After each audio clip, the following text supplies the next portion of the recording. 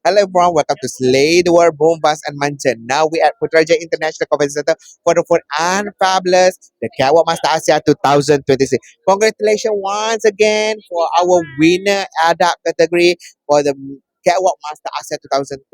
None other than Yasha Christina. Okay, maybe you can share with us how do you feel after winning this prestigious title? Oh my God.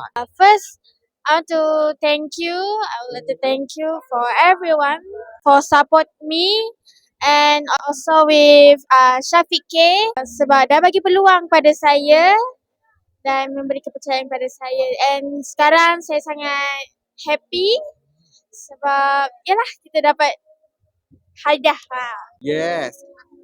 Tentunya keluarga sangat bangga. Okay, so apakah yang anda ingin lakukan dengan title winner bagi kategori Adak The Catwalk Master Asia 2026 itu sendiri?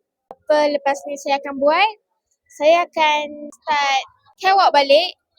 Start catwalk balik. Makin agresif. Betul. Belajar and kalau boleh saya nak buat kelas catwalk. Itu yang kita nantikan daripada orang yang senior dalam catwalk. So, what's your hope or what's your wish to everyone that's supporting you since day one you joined the Catwalk Master Asia, represent Malaysia in adult category, and now you'll be a winner for the adult category.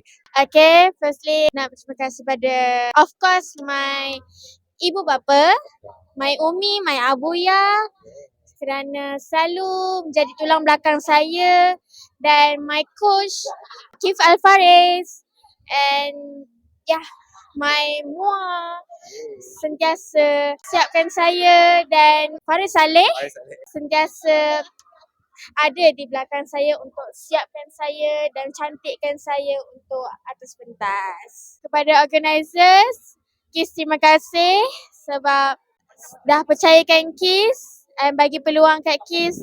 Lepas ni KIS akan bawa nama Catwalk Master ke dunia. Mendunia.